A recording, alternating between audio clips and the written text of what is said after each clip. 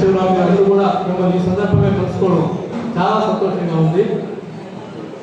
ఈ సందర్భంగా మనం ఒక అర్థవంతంగా చర్చించుకుంటే కాస్త బాగుంటుంది కదా. ఏదైనా ఒక టాపిక్ని సూచించండి మన మిత్రుడు గోగుల్ రెడ్డి వెంకటరెడ్డి చెప్తే క్లైమేట్ చేంజ్ గురించి అదిరిపోయేట్టు చెప్పాలా అని చెప్పారంటే గోగుల్ రెడ్డి అదిరిపోయేట్టు చెప్పడం అనేది కొంతమందికి అదొక కళాత్మకంగా ఉంటుంది. ఏఆర్ అటువంటి విషయం చెప్పొచ్చు, బ్రహ్మారెడ్డి అటువంటి. నేను కొద్దిగా ఒక సైన్స్ విద్యార్థిగాను లేకపోతే సైన్స్ యాక్టివిస్ట్గాను చెప్పడానికి ప్రయత్నిస్తాను. నేను ఏమి మన కార్యకర్తలకి మన నాయకులకి ఏ విషయాలు తెలిస్తే ప్రజలకు ఉపయోగంగా ఉంటుంది అని నేను భావించానో వాటి మీద ప్రయోగాలు చేస్తూ ఒక ప్రయోగాన్ని ఈరోజు మీ మీద చేయాలని నిర్ణయించుకొని ఇక్కడికి వచ్చాను. కొద్దిగా ఆ ప్రయోగానికి సహకరించాల్సిందిగా అందరికీ మనవి. క్లైమేట్ ఇంగ్లీష్లో ఉంటాయి, మనకి తెలుగులో ప్రతిమాలు చేయడం కొద్దిగా కష్టంగా ఇంగ్లీష్లో ఉంచాను. మాట్లాడేటప్పుడు తెలుగు ఇంగ్లీష్ కలిపి మాట్లాడడానికి అవకాశం ఉంటుందని. తెలుగు అంటే చాలా ఎక్కువ అభిమానం ఉన్న వ్యక్తిని నేను కూడా. ఇప్పుడు మన భాష గురించి కూడా తెచ్చి కూడా వచ్చింది, కానీ తెలుగు తర్వాత ఇంగ్లీషు, అందుకని రెండింటిని కలిపి చెప్తాను. క్లైమేట్ చేంజ్ అంటే వెదర్ ఎట్లా ఉంది అన్నాం అనుకోండి, కాస్త వేడిగా ఉంది లేకపోతే కాస్త తేమగా ఉంది, ఈరోజు కాస్త గాలిగా వీయడం లేదు, దీన్ని వెదర్ అంటాం. ఇలాంటి వెదర్ ప్యాటర్న్ ప్రపంచవ్యాప్తంగా ఉంటుంది. అది ఒక రోజు, ఒక 2 రోజులు, 3 రోజులు కాకుండా చాలా కాలం పాటు ఉన్నటువంటి వెదర్ ప్యాటర్న్స్ అన్నింటినీ కలిపితే అది క్లైమేట్ అనేది ఆ రకమైన కాంటెక్స్లో వాడతాం. అది మారుతూ ఉంది. ఆ మార్పు అతివేగంగా శరవేగంగా జరుగుతూ ఉంది. మనకి మంచి జరిగేదానికంటే చెడు జరిగే అవకాశం చాలా ఎక్కువగా ఉంది అని గుర్తించినప్పటి నుంచి శాస్త్రవేత్తలు దీని గురించినటువంటి శాస్త్రాన్ని పరిశోధించడం మనకి చాలా విషయాలు చెప్పడం జరిగింది. గత 40-50 సంవత్సరాలుగా శాస్త్రవేత్తలు, వందల వేల మంది శాస్త్రవేత్తలు ఈ కార్యక్రమంలో నిమగ్నమై ఉంటున్నారు. వారి కృషిని గుర్తించి ప్రపంచం మన యుఎన్ఓ కూడా వాళ్ళ కృషిని గుర్తించి దానికి అనుకూలంగా కార్యక్రమాన్ని కూడా రూపొందించారు. అందువల్ల climate change is very important. దాన్ని మనం తెలుసుకుంటే మన పాత్ర ఏమిటి అనేది కూడా కొంత మనం నిర్వహణ చేసుకోవచ్చు. క్లైమేట్ చేంజ్లో పొల్యూషన్ అనేది ఒక భాగం. పొల్యూషన్ అంటే కాలుష్యం, వాతావరణ కాలుష్యం. ఇది మనకి అర్థం.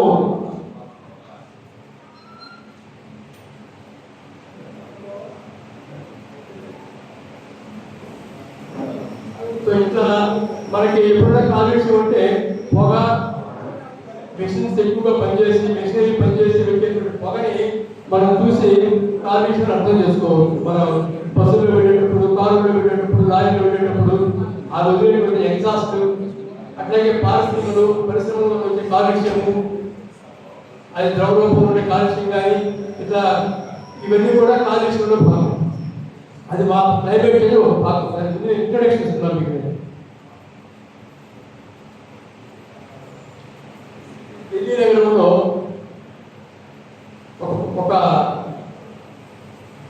మనకి మన ఉత్తరప్రదేశ్లో ఈ కాన్పూర్లో అక్కడ చూడటువంటి ఫ్యాక్టరీలు. ఇది ఢిల్లీ నగరం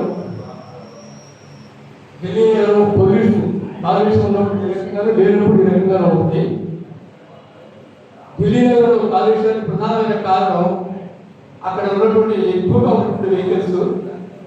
ఢిల్లీ చుట్టుపక్కల ప్రాంతాల్లో వాడి పొలాలంతా నూర్పిడంతా పూర్తయిన తర్వాత మరుసటి సంవత్సరం పొలాలు మళ్ళా వేసుకోవడానికి వీలుగా వాళ్ళు తగలబెడతారు. ఆ చుట్టుపక్కల నుండి మొత్తం ఆ స్టబ్బులంతా వాళ్ళు తగలబెడతారు.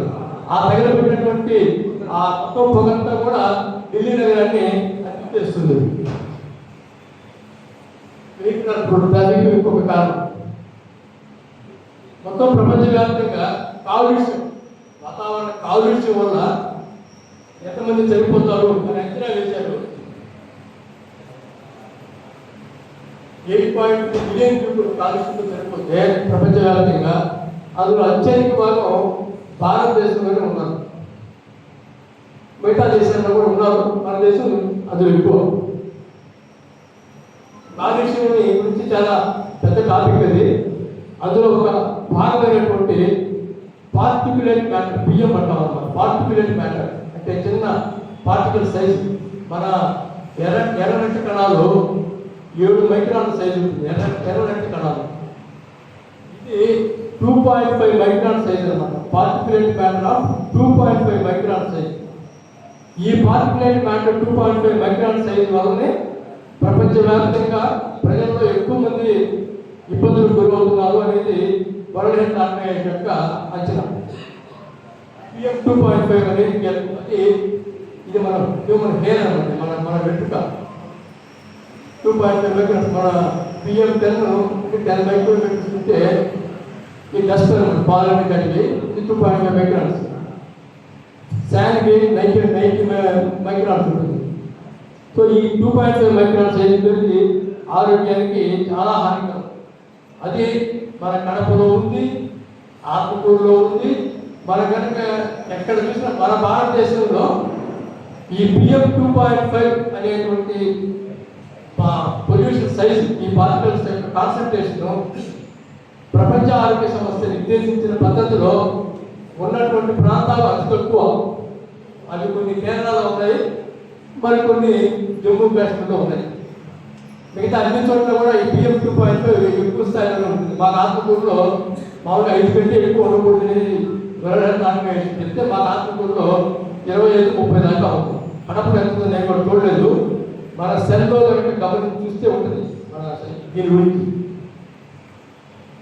ఇది ఈ పార్టికల్స్ నేరుగా లంగ్స్లో కూడా వెళ్ళి మన రక్తంలో కూడా ప్రవేశించగలదు. రక్తనాళాలు అంత సైజ్ అనమాట. అది పొల్యూషన్ గురించి అయిపోతే అందులో ఇంకా మనం ముఖ్యమైన భాగమైనటువంటి వాతావరణం వేడెక్కడం, దాన్ని మనం గ్లోబల్ వార్మింగ్ అని చెప్పి అంటున్నాం. గ్లోబల్ వార్మింగ్ తెలుసుకునేటప్పుడు వార్మింగ్ మొత్తం ప్రపంచం అంతా వేడెక్కడానికి మనకున్నటువంటి సోర్స్, మొత్తం ప్రపంచం వేడెక్కడానికి సోర్స్ అందరికీ తెలుసు, సూర్యుడు. మొత్తం ప్రపంచానికి అంతటికీ కూడా వెలుగుకి కృష్ణానికి కారణం సూర్యుడు, సన్. కాబట్టి మనకి ఒకసారి ఎక్కువ వేడి ఉండడం, ఒకసారి తక్కువ వేడి ఉండడం, ఒకసారి చల్లగా ఉండడం, దీనికి కారణం సూర్యుడి యొక్క ప్రవర్తన కాదు. అది ఎప్పుడు స్థిరంగానే గత 450 కోట్ల సంవత్సరాల నుంచి చాలా తక్కువ మార్పులతో మాత్రమే సూర్యుడి యొక్క వెలుగు లేక వేడి ఉంది. సూర్యుడిలో ఉన్నటువంటి మార్పులు మన వాతావరణ వేడికి కారణం కాదు. మనకి సూర్యుడికి మధ్య 150 మిలియన్ కిలోమీటర్స్ దూరం ఉంది. ఇది మన కార్యకర్తల చర్చించడంలో పర్వాలేదు, కానీ నేను చాలాసార్లు క్లాసులకి, కాలేజీలకి విద్యార్థులతో నేను మాట్లాడుతున్నాను. ఈ విషయం తెలిసిన విద్యార్థులు బహు తక్కువ మంది. భూమి నుంచి సూర్యుడికి ఎంత దూరం అంటే చాలా దూరం అని చెప్తారే కానీ ఎంత దూరం అనేది అంచనా లేదు. ఇది సన్ అనుకుంటే అర్త్ ఆ సైజులో ఉంటుంది. సో ఈ భూమిని సూర్యుడిని కనుక ఖాళీ చేసి భూమిని కనుక నింపితే 13 లక్షల భూగోళాలు సూర్యుడిలో పడతాయి. 13 లక్షల భూగోళాలు సూర్యుడిలో పడతాయి. సూర్యుడి నుంచి భూమికి కాంతి చేరడానికి 8.2 నిమిషాలు టైం పడుతుంది. అంత దూరంలో మనం ఉన్నాం. ఈ ఫిజికల్ ఫ్యాక్ట్స్ కొన్ని మనకు తెలిస్తే ఉపయోగం ఉంటుంది. సో ఇది సోలార్ సిస్టమ్ అంటాం, అంటే సూర్య కుటుంబం, సౌర కుటుంబం. ఇవి 4 ఇన్నర్ ప్లానెట్స్ అంటాము. ఇది Mercury, Venus, earth and Mars. ఈ 4 ఇన్నర్ ప్లానెట్స్. ఈ 4 జోవియల్ ప్లానెట్స్ అంటాం. అందులో జూపిటర్ అంటే బృహస్పతి, సాటర్న్, యురేనస్, నెప్ట్యూన్. ఇవి గ్యాసియస్ ప్లానెట్స్ అంటాం. మన ఈ 4 రాకీ ప్లానెట్స్ అంటే నిలబడడానికి స్థలం ఉంటుంది. భూమి సూర్యుడి నుంచి ఎంత దూరంలో ఉంది అనే దాన్ని బట్టి ఇక్కడ లైఫ్ ఉంటుంది. దాన్ని హ్యాబిటబుల్ జోన్ అంటాం మనం. గోల్డ్ జోన్ అని కూడా హ్యాబిటబుల్ జోన్. సో మెర్క్యూరీ అయితే మరీ దగ్గరగా ఉంటుంది. మార్స్ అయితే మరీ దూరంగా ఉంటుంది, భూమి జస్ట్ రైట్ కరెక్ట్ డిస్టెన్స్లో ఉంది. మనం అందరం ఉండగలుగుతున్నాం కాబట్టి జస్ట్ రైట్ అని చెప్పి మనం అనుకుంటున్నాం. ఒకవేళ కాస్త దగ్గరకు ఉంటే వేరే రకమైన ప్రాణులు వచ్చే అవకాశం ఉంది. సో సూర్యుడి నుంచి మనకి కాంతి ఎలా వస్తుంది అనేది తెలుసుకుంటే ఎందుకు భూమి ఉష్ణతాపం ఎక్కువైంది అనేది అర్థమవుతుంది. అందుకని కొద్దిగా ఇది శాస్త్రీయమైనటువంటి టాపిక్ కాబట్టి ఇక్కడి నుంచి కొద్దిగా సైన్స్లోకి మనం వెళ్ళాల్సి వస్తుంది. సూర్యుడి నుంచి వచ్చే కాంతి ఎలక్ట్రోమాగ్నెటిక్ రేడియేషన్ అంటాం, ఈఎం రేడియేషన్ అంటాం. అది తరంగ రూపంలో వస్తుంది, కాంతి తరంగ రూపంలో వస్తుంది అనేది మనకి చాలా చరిత్రలో తెలుసుకున్నాం. తరంగ రూపంలో ఈ కాంతి తరంగాలు ఎలక్ట్రోమాగ్నెటిక్ రేడియేషన్ మనం చూసే కాంతి ఏమో విజిబుల్ స్పెక్ట్రమ్ అంటాం. విజిబుల్ స్పెక్ట్రమ్ విబ్జిఆర్ అని చదువుకుంటాం చిన్న క్లాసులో. విబ్జిఆర్ అంటే విఎన్ violet, indigo, blue, green, yellow, orange, red అనమాట. విబ్జిఆర్ అనేది దానికి ఈ విజిబుల్ స్పెక్ట్రమ్. తరంగ దైర్ఘ్యం తగ్గితే పవర్ ఆఫ్ ఫ్రీక్వెన్సీ అంటాం, అది ఎక్కువ అవుతుంది. కాంతి వేగము స్థిరం. ఒక సెకండ్కి అది 3 లక్షల కిలోమీటర్లు ప్రయాణం చేస్తుంది. ఒక సెకండ్ కాలంలో కాంతి భూమిని 7 సార్లు చుట్టుకొని చేయగలదు ఒక సెకండ్ కాలంలో. మనం మాట్లాడితే అమెరికాకి వెళ్ళేటువంటి మనం మాట్లాడేటువంటి స్వరం కూడా, మన శబ్దాలు, మన కమ్యూనికేషన్ కూడా అది కాంతి వేగంతోనే వెళ్తుంది. మనం మాట్లాడిన మాటల్ని మొత్తం కాంతి అంటే రేడియో వేవ్స్గా మార్చి అది వెళ్తుంది అన్నమాట. అందుకని మనము సెకండ్ కంటే చాలా తక్కువ కాలంలోనే ప్రపంచంలో ఎక్కడైనా కానీ మనం మాట్లాడగలుగుతున్నాం. అది కూడా ఎలక్ట్రోమాగ్నెటిక్ రేడియేషన్ ఒక భాగం. కాంతి తరంగ దైర్ఘ్యం అంటే వేవ్ లెంగ్త్ పెరిగితే ఫ్రీక్వెన్సీ తగ్గుతుంది, ఫ్రీక్వెన్సీ పెరిగితే తరంగ దైర్ఘ్యం పెరుగుతుంది. తక్కువ తరంగ దైర్ఘ్యం లేదా ఎక్కువ ఫ్రీక్వెన్సీ ఉన్నటువంటి కాంతి కిరణాలు లేక ఎలక్ట్రోమాగ్నెటిక్ వేవ్స్కి ఎక్కువ ఎనర్జీ ఉంటుంది. ఎక్కువ తరంగ దైర్ఘ్యం ఉంటే తక్కువ ఎనర్జీ ఉంటుంది. జస్ట్ ఫిజిక్స్లో చిన్న విషయం చెప్పాలి కాబట్టి చెప్తున్నాను. ఇది విజిబుల్ స్పెక్ట్రము. ఎక్కువ తరంగ దైర్ఘ్యం అంటే ఎక్కువ వేవ్ లెంగ్త్ ఉండే వాటిని ఇన్ఫ్రారెడ్, రేడియో వేవ్స్ అంటాం. తక్కువ తరంగ దైర్ఘ్యం ఉంటే దాని అల్ట్రావైలెట్, ఎక్స్రేస్, గామా రేస్ అంటాం. ఇవంతా కూడా కాంతి యొక్క రూపాలే. ఇవి పూర్తిగా ఎక్స్రేస్ అంటే మనం ఫోటో తీసుకునే ఎక్స్రే ఫోటో ఎక్స్రేస్ అంటాం. గామా రేస్ అంటే కొన్ని రకాల క్యాన్సర్ ట్రీట్మెంట్కి వాడతాం గామా రేస్. అల్ట్రావైలెట్ మన దేహంలో విటమిన్ డి తయారు కావడానికి అవసరమైన రేస్ అల్ట్రావైలెట్ రేస్. మైక్రోవేవ్స్ అంటాం, మన కిచెన్లో వేడికి ఉపయోగిస్తాం. రేడియో వేవ్స్ అంటే ఇప్పుడు నేను మాట్లాడేది, మీరు చూసేది, ఈ మొత్తం కూడా రేడియో వేవ్స్లో భాగం. మనం టీవీలో చూసేది ఇవన్నీ కూడా మనకి రేడియో వేవ్స్లో జరిగే ఇవన్నీ కూడా కాంతిలో భాగం. కాంతి ఎలా ఉత్పత్తి అయినా కానీ అవన్నీ కాంతిలో భాగం. సూర్యుడి నుంచి వచ్చేటువంటి రేడియేషన్ ఈ స్పెక్ట్రంలో ఉంటుంది. మనం చూసే స్పెక్ట్రమ్, విజిబుల్ స్పెక్ట్రమ్ మొత్తం రేడియేషన్ చాలా చిన్న భాగం. జస్ట్ ఇది మనకి రిజిస్టర్ అయితే తర్వాత టాపిక్ ఈజీగా ఉంటున్నాం. ఏ బాడీ అయినా ఏదైనా సరే ఆ బాడీ అంటే ఒక వస్తువుకి ఒక ఉష్ణోగ్రతలో ఉంటే అది ఎంతో కొంత రేడియేషన్ ఇస్తుంది. దీన్ని మన ఫిజిక్స్లో బ్లాక్ బాడీ రేడియేషన్. ఏదైనా సరే కొంత ఉష్ణోగ్రతలో ఉంటే అది రేడియేషన్ ఇస్తుంది. ఏ రేడియేషన్ ఎంత రేడియేషన్ ఇస్తుంది అనేది దాని యొక్క ఉష్ణోగ్రత యొక్క స్థాయిని బట్టి ఉంటుంది. సూర్యుడి యొక్క సర్ఫేస్ టెంపరేచర్ 6000 డిగ్రీలు.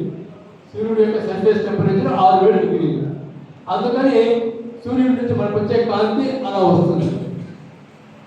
భూమికి కూడా ఒక సర్ఫేస్ టెంపరేచర్ ఉంటుంది. భూమి కూడా అది 15 డిగ్రీల సెంటిగ్రేడ్. అందువల్ల అది కూడా రేడియేషన్ ఇస్తుంది. దాని గురించి చెప్పడంలో ఇది పునాది. ఇది స్పెక్ట్రమ్ అంటాము. మనిషికి మన బాడీ టెంపరేచర్ 37 డిగ్రీ సెంటిగ్రేడ్. మనకి కంటికి కనిపించే రేడియేషన్ రాదు, అంటే విజిబుల్ స్పెక్ట్రమ్ రాదు. మన శరీరం నుంచి కూడా రేడియేషన్ వస్తుంది. దాన్ని ఇన్ఫ్రారెడ్ రేడియేషన్ అంటాం. మన శరీరం నుంచి రేడియేషన్ని ఇన్ఫ్రారెడ్ రేడియేషన్ అంటాం. మనం కోవిడ్ టైంలో ఎక్కడైనా ప్రయాణం చేసినప్పుడు మనం తాకితే మనకు జబ్బులు వస్తాయని టెంపరేచర్ చూడడానికి కెమెరా ఉపయోగించాం. ఇట్లా దాన్ని ఇన్ఫ్రారెడ్ కెమెరా అంటాం. అంటే మన దూరం నుంచే మన శరీరం ఏ టెంపరేచర్లో ఉందో తెలుస్తుంది అన్నమాట. అది ఇన్ఫ్రారెడ్ అంటాం. సో ఇది ఇన్ఫ్రారెడ్ అనమాట. సూర్యుడి నుంచి వచ్చేటువంటి స్పెక్ట్రమ్ ఏమో విజిబుల్ స్పెక్ట్రము ఇన్ఫ్రారెడ్ కొంత వస్తుంది. భూమి నుంచి వెళ్ళేటువంటి స్పెక్ట్రము అది ఇన్ఫ్రారెడ్. అదే దీన్ని లాంగ్ వేవ్ ఇన్ఫ్రారెడ్ అంటాము, ఇది షార్ట్ వేవ్ ఇన్ఫ్రారెడ్ అనమాట. సో ఈ రెండు విషయాలు అర్థమైతే మనకి ఈజీ అయిపోతుంది సబ్జెక్ట్. ఇది సూర్యుడి నుంచి వచ్చేటువంటి స్పెక్ట్రమ్, ఇది భూమి నుంచి వచ్చే స్పెక్ట్రమ్. ఏ రెండు వస్తువులైనా భూమి వేడిని ఉత్పత్తి చేసేది భూమి లోపల ఉంది, కానీ భూమిలో నుంచి వేడి బయటికి పోదు. సూర్యుడి నుంచి వచ్చేటువంటి వేడి భూమిని వేడి ఎక్కిస్తుంది. సూర్యుడి నుంచి వచ్చే వేడి ఏ రెండు వస్తువులైనా కానీ ఎక్కువ వేడిగా ఉండే వస్తువు తక్కువ వేడిగా ఉండే వస్తువుని వేడి ఎక్కిస్తుంది. అవి రెండు ఒక సందర్భంలో రెండు సమతా స్థితిలోకి వస్తాయి. ఈక్విలిబ్రియం అంటాం. ఏదో ఒక స్టేజ్లో అవి ఈక్విలిబ్రియంలోకి వస్తాయి. అది దేని బట్టి ఆధారపడి ఉంటుంది? ఆ సూర్యుడి యొక్క వేడి దూరం మన యొక్క సైజుని బట్టి ఆధారపడి ఉంటుంది. మన రెండు భూమి సూర్యుడు 150 మిలియన్ కిలోమీటర్ల దూరంలో ఉన్నారు. సూర్యుడి యొక్క టెంపరేచర్ 6000 డిగ్రీలు ఉంది. మన భూమికి అది ఇచ్చే వేడి ఈ రెండు ఏదో ఒక దశలో బ్యాలెన్స్ అవుతాయి. దాన్ని బ్యాలెన్స్ అంటాం. అవి రెండు బ్యాలెన్స్ అవుతాయి. అలా బ్యాలెన్స్ అయిన టెంపరేచర్ -18 డిగ్రీ సెంటిగ్రేడ్. అంటే భూమిని యథార్థంగా అలాగే ఉంచి సూర్యుడి నుంచి వేడి మనకు వస్తూ ఉంటే భూమి -18 డిగ్రీ సెంటిగ్రేడ్లో ఉంటుంది. 0 అయితే ఐస్ ఘనీభవిస్తాం కదా, 0 అంటే ఐస్ లాగా. -18 అంటే పూర్తిగా అన్ని వస్తువులు పూర్తిగా ఘనీభవించిపోయింది, అంటే ఐస్ అయిపోయింది.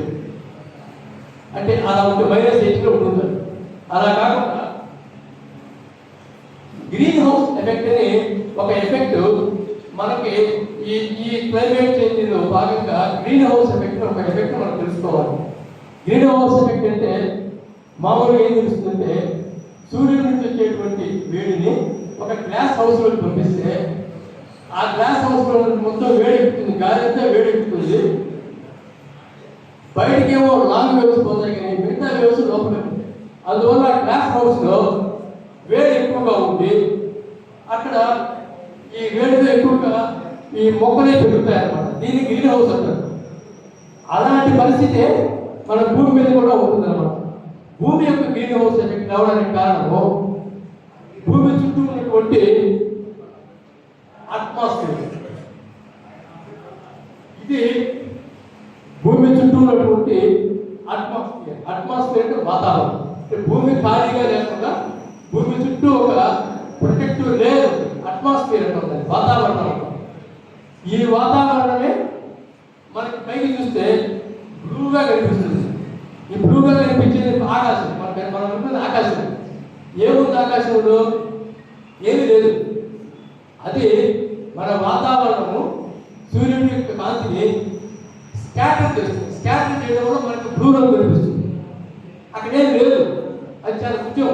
కానీ మనకేమనిపిస్తుందంటే మొత్తం అనంత ఆకాశం, అనంత విశ్వంలాగా, అనంత ఆకాశం లాగా మనకి చుట్టూ ఉందేమో అనే భ్రమ మనకి. వాస్తవానికి ఆ బ్లూ కలర్ ఇచ్చేటువంటి వాతావరణము చాలా తక్కువ. ఇది మనం గుర్తుపెట్టుకోవాల్సిన అంశం అన్నమాట. ఇది 3 ఇది మన వాతావరణం. వాతావరణంలో కూడా లేయర్స్ ఉంటాయి. ఇది ట్రోపోస్ఫియర్ అని, స్ట్రాటోస్ఫియర్ అని, మీసోస్ఫియర్, థర్మోస్ఫియర్ పేర్లు ఉంటాయి. ఎగ్జోస్ఫియర్ అనేది ఈ పేరు ఇంపార్టెంట్ కాదు. ఇది హిమాలయ పర్వతాలు.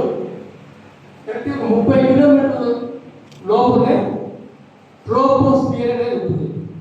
మనం పీల్చుకునే గాలి, ఆక్సిజన్, నైట్రోజన్ ఇవన్నీ కూడా ఈ ట్రోపోస్ఫియర్ మెయిన్గా ఉంటాయి. 30 కిలోమీటర్స్ అది ఉంటుంది. పైన ఓజోన్ అనే ఒక పొర.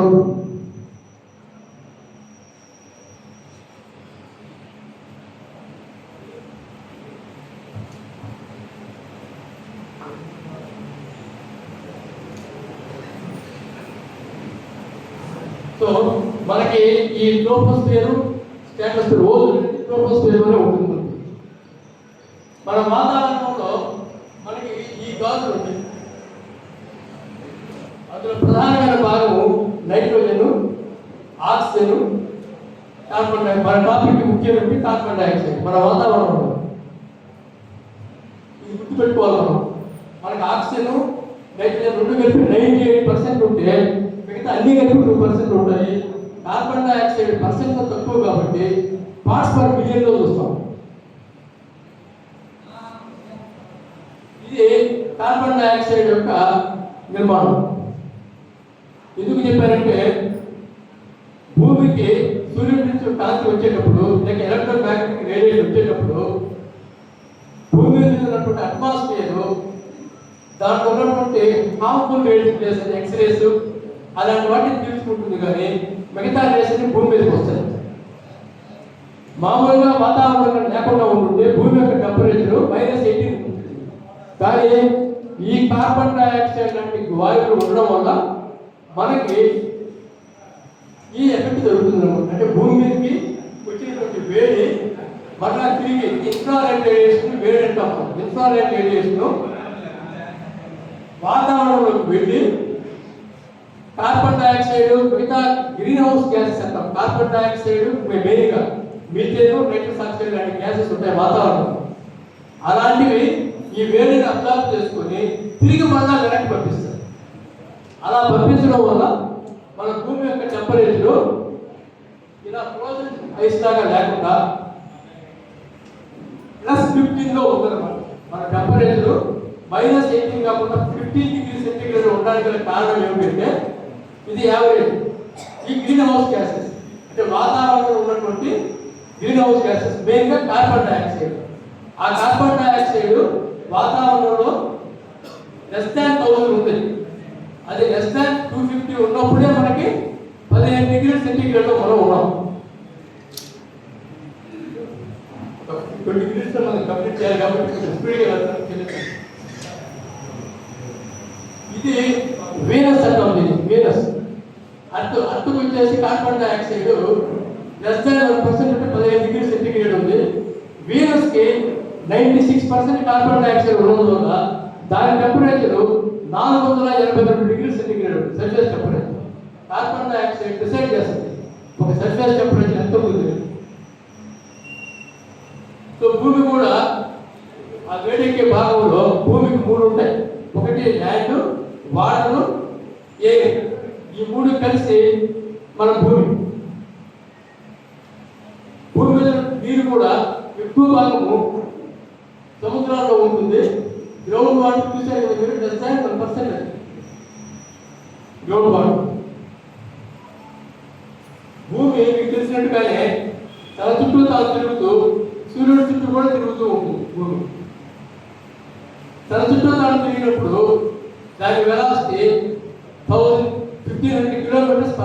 తన చుట్టూ తాను తిరగడానికి తీసుకునే వెలాసిటీ 1500 km/h.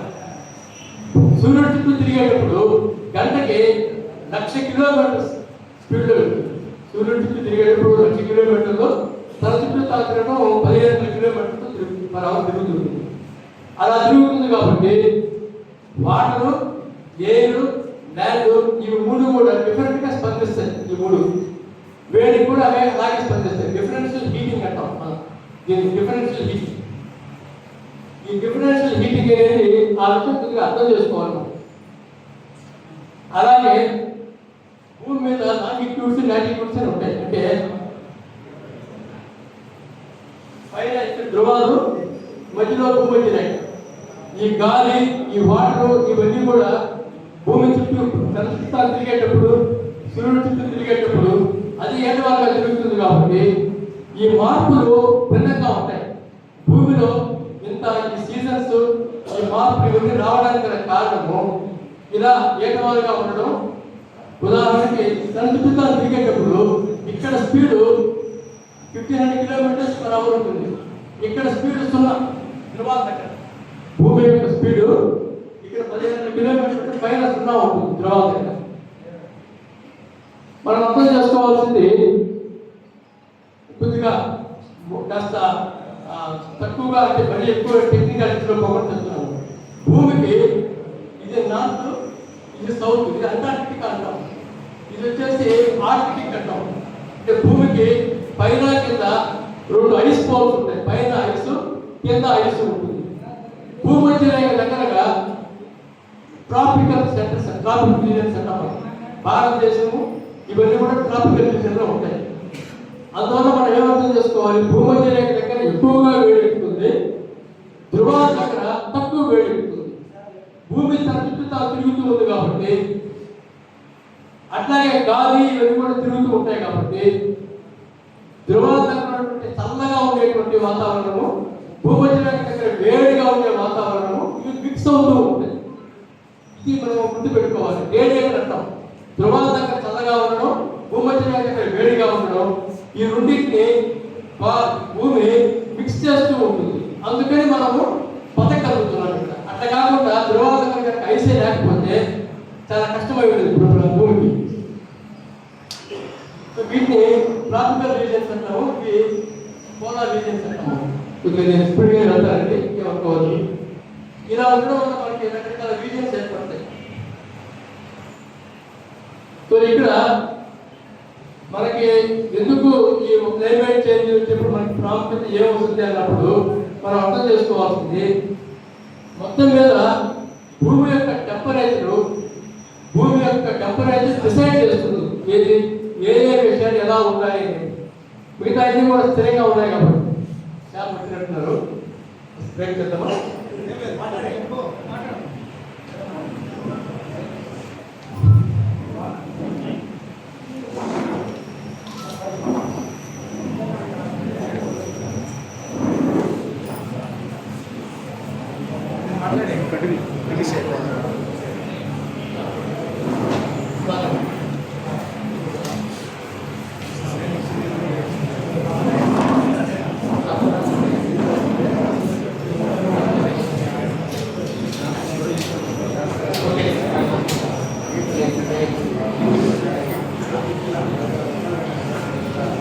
సో ఈ రకంగా టెంపరేచర్ అనేది డిసైడ్ చేస్తుంది భూమి యొక్క టెంపరేచర్ అనేది. దీన్ని ఇంటర్ ట్రాపికల్ కన్వర్జెన్స్ జోన్ అంటాము. ఇవన్నీ కొంత టెక్నికల్ టర్మ్స్. భూమి యొక్క చరిత్రలో కొన్ని ఫేజెస్ ఉంటాయి. ఇక్కడ ఇది కొద్దిగా పెట్టుకోండి. మొత్తం 450 కోట్ల సంవత్సరాల భూమి లైఫ్ అయితే అందులో హెలియను, ఆర్కియను, ప్రోటోజాయిక్, పెరోజాయిక్ పేరు టెక్నికల్ టర్మ్స్ ఇవి. ఇది సీనోజాయిక్ అంటాము. మనం ప్రస్తుతం ఉన్న ఫేజ్ హోలోసిన్ ఫేజ్ అంటాం. Holocene phase. భూమి తన చరిత్రలో ఇలాంటి ఫేజ్ని గడిపింది అనమాట. దీన్ని హెడియన్ అంటాం. అప్పట్లో దాదాపు 1500 డిగ్రీల సెంటిగ్రేడ్ భూమి మీద ఉంటుంది మొదట్లో. ఇది ఆర్కియన్ అంటే పూర్తిగా నీటిలో మునిగిపోయినటువంటి భూమి అనమాట. కోట్ల సంవత్సరాల క్రితం జరిగిన విషయం. ఇది హోలోసిన్. మనము గత 3 లక్షల సంవత్సరాల నుంచి భూమి మీద ఉన్నాము. గత 11,000 సంవత్సరాల నుంచి అగ్రికల్చర్ రెవల్యూషన్ నుంచి మనకి తెలిసిన ప్రపంచం ఈ కొద్దిగా హోలోసిన్ అంటాం. ఈ కొద్దిగా మనకు తెలిసిన ప్రపంచం ఇక్కడ. మనకి తెలియనటువంటి భూమి చరిత్ర ఇదంతా. మన ఎరుకలో లేదు. పాపులేషన్ కూడా ప్రపంచంలో 1800 సంవత్సరంలో 100 కోట్లు అయితే ఇప్పుడు 800 కోట్ల మంది జనం ఉన్నారు. 1800 సంవత్సరంలో 100 కోట్లు అయితే 800 కోట్ల జనం ఉన్నారు. మనకి తెలిసినటువంటి ప్రపంచము హోలోసిన్ అంటే గత 10,000 సంవత్సరాలు. గత 10,000 సంవత్సరాలలో భూమి యొక్క ఉష్ణోగ్రత 0.5 డిగ్రీస్ పైన కానీ కింద కానీ ఉంది అంతే. అంటే 15 డిగ్రీల సెంటిగ్రేడ్ అనుకోండి, 15.5 కానీ 14.5 కానీ ఈ మధ్యలోనే వేరియేషన్ ఉంది. గత 11,000 సంవత్సరాలు. ఎప్పటిదాకా అది 1840 సంవత్సరాల దాకా అలా ఉంది టెంపరేచర్.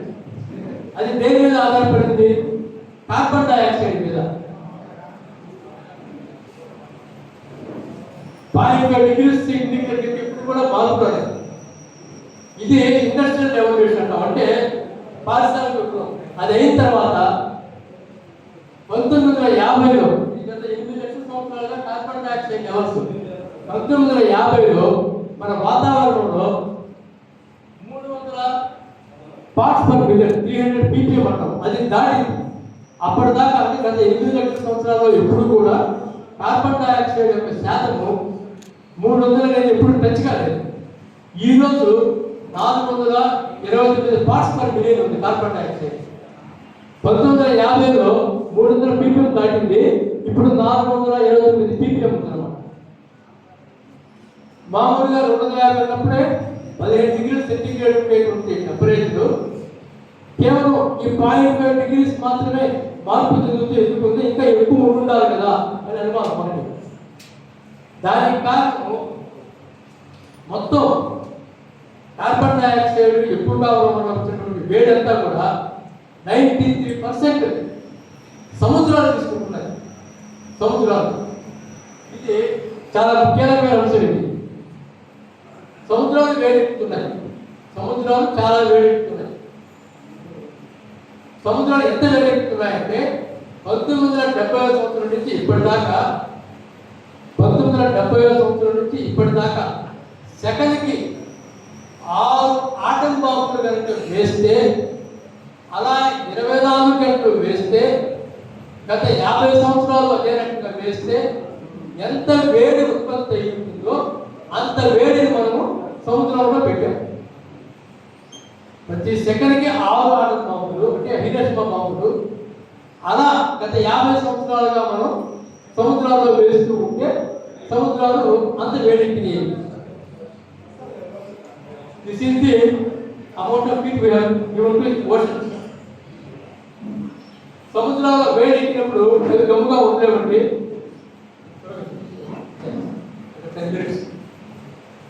వీటిని పోలార్ రీఫ్స్ అంటాం. ఇది జస్ట్ సెన్సిటివ్ ఇండెక్స్ అనమాట. మొత్తం సముద్రంలో 0.1% ఉండేది. 25% సముద్ర జీవుడికి ఇవి గృహాలను ఇస్తాయి. ఆ పోలార్ రీఫ్స్ లో కొన్ని రకాల జాంతలు అనేవి పెరుగుతూ ఉంటాయి, జూ జాంతలు అనేవి. ఈ హీట్ ఎక్కువైన దానివల్ల అవి ఇలా మారిపోయింది, బ్లీచింగ్ అంటాం, కోరల్ బ్లీచింగ్ అంటాం. ఇవి ఇలా కావడం వల్ల సముద్రాలు డ్రై అయిపోతున్నాయి అనమాట. అంటే అవి చేపలకి, గవ్వలకి, ఈ రొయ్యలకి, వీటికి ఇవన్నీ కూడా ఇళ్ళులాగా పనిచేస్తాయి.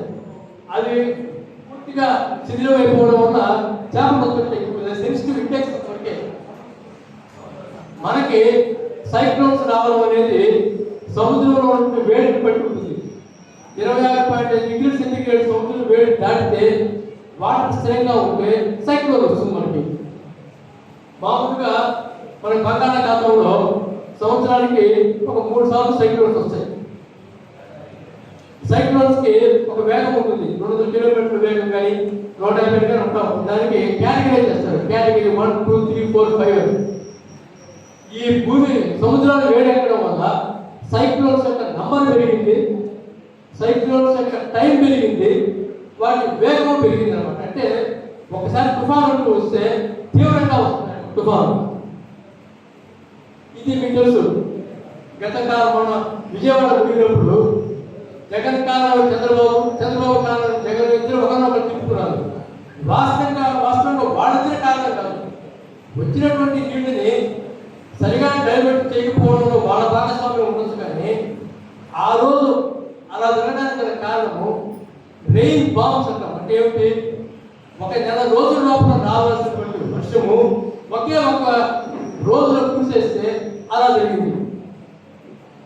ఇది కేరళలో వయనాడులో జరిగినటువంటి ల్యాండ్ స్లైడ్. ఇది కూడా తీవ్రమైన వర్షం వల్ల జరిగింది. ఇది స్పెయిన్లో ఎదుర్కొంటున్నటువంటి తుఫాను. ఇవి ఆ తుఫాను వల్ల ఒకదాని వరకు ఈ రకంగా వచ్చింది. సో సముద్రానికి వేడెక్కితే కేవలం వేడెక్కి వరకే ఉండదు, మనకు వచ్చేటువంటి అన్నీ కూడా వర్షం కానీ, తుఫానులు కానీ, ఇవన్నీ కూడా మనము సముద్రం మీద ఉన్నటువంటి ఆ వాతావరణం మీద ఆధారపడి బతుకుతున్నాం. కాబట్టి అన్నీ కూడా కన్వేయర్ బెల్ట్ యొక్క స్పీడ్ మనం పెంచేసినట్టు. ఎక్కువ స్పీడ్లో పెంచేటప్పటికి ఏమవుతుంది, వర్షాలు వస్తే అధిక వర్షాలు, తీవ్రమైన వర్షాలు, తీవ్రమైన తుఫాలు వస్తాయి. అలాగే వేడి ఎక్కువగా ఉన్న సంవత్సరాలు ఎక్స్పాండ్ అవుతాయి. దానివల్ల కోస్టల్ సిటీస్ అన్ని కూడా నాశనమయ్యే ప్రమాదం ఉంటుంది. ఇది ఇంకొకటి వెట్ బల్బ్ టెంపరేచర్ అంటే మనకి వడదెబ్బ కొడుతుంది కదా అదనమాట. అదేంటంటే వాతావరణం వేడిగా ఉన్నంత మాత్రాన నష్టం జరగదు. ఈ వేడి ఎక్కువ భాగము నీటిని పీల్చుకుంటే హ్యూమిడిటీ అంటాం. ఆ హ్యూమిడిటీ ఎక్కువైనప్పుడు మన శరీరానికి చెమట పట్టే స్వభావం తగ్గిపోదు. దాంతో 2 గంటలు లేక 3 గంటల కంటే ఎక్కువ పని చేయలేదు. అది మన దేశంలో చాలా చాలా ముఖ్యమైన విషయం. సో దీనివల్ల ఈ ఇబ్బందులు వచ్చాయని తెలిసిన తర్వాత కార్బన్ డైఆక్సైడ్ లెవెల్స్ చాలా ఎక్కువగా ఉండడమే దీనికి కారణం తెలుసుకున్న తర్వాత 195 దేశాలు ఐపీసీసీ అనే ఏర్పాటు చేస్తున్నాయి. అంటే inter governmental panel on climate change, inter government panel on climate IPCC అంటాం. ఒక 195 దేశాలు సంతకాలు చేసి ఒక సంస్థ ఏర్పాటు చేసుకున్నారు. వాళ్ళు ప్రపంచ ఉష్ణోగ్రతని 1.5 డిగ్రీ సెంటీగ్రేడ్ దగ్గర ఆపాలా, లేకపోతే 2 డిగ్రీ సెంటీగ్రేడ్ కంటే పెంచకుండా ఉన్నారు 2100వ సంవత్సరానికి అని నిర్ణయించుకున్నారు వాళ్ళు.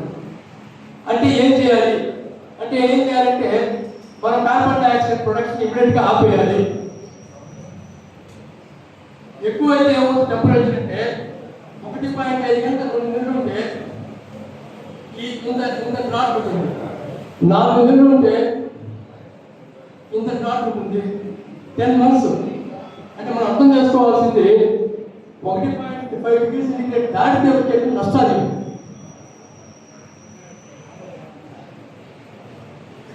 ఇది దానివల్ల నష్టాలు అంచనా వేసుకున్నారు. ఇది దానికి కారణం. వాళ్ళు చెప్పుకుంటే ఇప్పటికి మనము ఒక 50 మెగాటన్స్ చొప్పున కార్బన్ డైఆక్సైడ్ ఉత్పత్తి చేస్తున్నాం ప్రపంచవ్యాప్తంగా. అందులో ఇప్పుడు కనుక మన వాళ్ళు డిసైడ్ చేసుకుని ఆపేస్తే 2100కి 1.5 దగ్గర ఉంటుంది. వాళ్ళందరూ చేసిన వాగ్దానాలు అమలుపరిస్తే 2 డిగ్రీల దగ్గర ఆపుతుంది.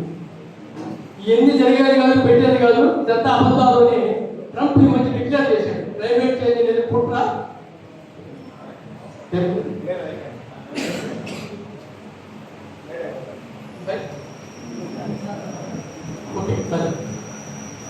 సో ఈ క్లైమేట్ పాలసీస్ ని 1.5 డిగ్రీ సెంటీగ్రేడ్ దగ్గర మనం ఆపకపోతే దీనికి నష్టాలు మీకు చెప్పాను. కొంతమంది చెప్పేది మనకున్నటువంటి సోర్స్ చాలా తక్కువ, మనం ఇదే రకంగా ఫాలో అయితే 5 డిగ్రీలు తెస్తామని చెప్తున్నారు. మనకున్న బడ్జెట్ ఒక 17 సంవత్సరాల తప్ప కార్బన్ ఉత్పత్తి చేయగలిగేది. 2100కి 2 డిగ్రీస్ దగ్గర ఆపాలంటే మన బడ్జెట్ ఇక్కడ ఉండేది 20 సంవత్సరాలకి మాత్రమే ఉంది. అందులో కార్బన్ డైఆక్సైడ్ ఉత్పత్తి చేయకుండా మనం ఏమైనా చేయాలి అంటే మనకి పద్ధతులు ఉన్నాయా? మనకి ఉన్నాయి పద్ధతులు. అవి ఏమిటి అంటే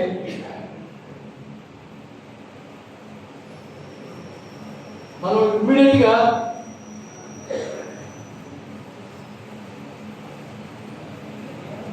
ఇమ్మీడియట్గా కార్బన్ డైఆక్సైడ్ ఉత్పత్తి కానటువంటి మనకి ఈ సోలార్ ఎనర్జీని, ఇది సోలార్ ఎనర్జీ కార్బన్ డైఆక్సైడ్ ఉత్పత్తి కాకుండా సన్లైట్ ని కరెక్ట్ గా మార్చుకుంటుంది. Solar energy, solar panels China వాళ్ళు ఎక్కువ ఉత్పత్తి చేయడం వల్ల మనకి కరెంట్ ఉత్పత్తి చేయడానికి ఒక బొగ్గు ఫ్యాక్టరీ కంటే ఒక థర్మల్ విద్యుత్ కేంద్రం కంటే తక్కువ ఖర్చుతో మనం కరెంట్ ఉత్పత్తి చేయొచ్చు. అట్లాగే మన ఈ వాయు విద్యుత్ కేంద్రాలు అంటాం మనం వీటిని, విండ్ టర్బైన్స్, వీటిని కూడా చేయొచ్చు మనము. అట్లాగే మనము న్యూక్లియర్ పవర్ ఉపయోగించి అంటే ఒక 10 గ్రామ్స్ ఆఫ్ యురేనియం కొన్ని వేల లీటర్ల ఆయిల్కి సమానంగా ఉంటుంది, కొన్ని వందల టన్నుల కోల్కి సమానంగా ఉంటుంది. దాన్ని ఉపయోగించి మనం కార్బన్ డైఆక్సైడ్ లేని పవర్ ఉత్పత్తి చేయొచ్చు. దీన్ని మనం థోరియం అంటాము. భారతదేశంలో థోరియం బాగా విస్తృతంగా అందుబాటులో ఉంది. ఈ థోరియంతో మనము యురేనియం కంటే ఎక్కువగా కూడా అక్కడ ఉత్పత్తి చేయొచ్చు. థోరియం అనేది చాలా ముఖ్యమైనది మనకి. అట్లాగే మనం ఇన్ని ఉత్పత్తి చేసినప్పుడు ఏం చేయొచ్చు అని అడిగితే, ఒకటి ముందు కార్బన్ డైఆక్సైడ్ని మనం ఉత్పత్తి చేయకుండా ఆపేయడము, వచ్చిన కార్బన్ డైఆక్సైడ్ని తిరిగి తీసేసుకోవడానికి చెట్లు ఎక్కువగా పెంచడం. ఈ 2 కార్యక్రమాలు మన యూత్ ఇవ్వచ్చు. భూమిని ఇలా కాకుండా పచ్చగా ఇలా ఉంచగలిగితే మనం ఎక్కువగా ఈ భూమి మీద ఉపయోగం చేసుకోబోతాము. దానికి మనం ఒక యూత్కి చెట్లు నాటే కార్యక్రమాన్ని మనం ఇవ్వగలిగితే కార్బన్ డైఆక్సైడ్ ఉత్పత్తి పెరుగుతుంది. కార్బన్ డైఆక్సైడ్ మనం మళ్ళీ వెనక్కి తీసుకోగలుగుతాము. Thank you. ఇది మనము ఈ అవకాశం కూడా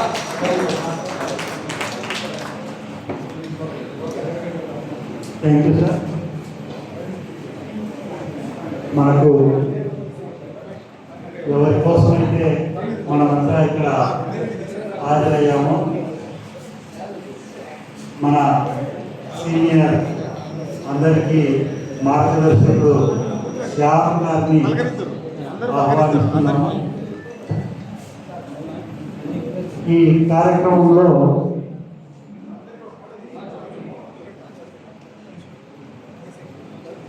మనకు డాక్టర్ సుధాకర్ రెడ్డి గారు వివరంగా చెప్పారు. 1.5 degrees నుంచి 2 degrees మించకుండా మనం కార్బన్ డైఆక్సైడ్ కంట్రోల్లో పెట్టుకుంటే మనము భవిష్యత్తులో కొనసాగేదని ఉంటుంది. కాబట్టి మనము చెట్లకు ప్రత్యేకంగా ఉండే వాటిని వీలైనంత వరకు మన ఏరియాలో కూడా చెట్లను పెంచి మనం కూడా కార్బన్ డైఆక్సైడ్కు కొంతవరకన్నా తగ్గించే దానికోసం కృషి కొనసాగించాలని కోరుకుంటూ ఇప్పుడు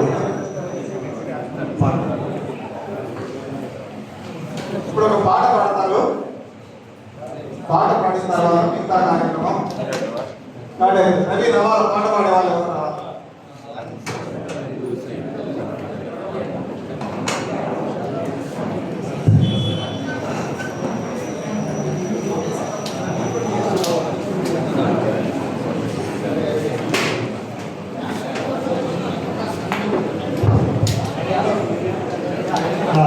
చిన్న విజ్ఞప్తి, శ్యామ్ గారితో షేక్ హ్యాండ్ కానీ హగ్గింగ్ కానీ చేయండి. కాబట్టి మామూలుగా పలకరించండి. No shake hand, no.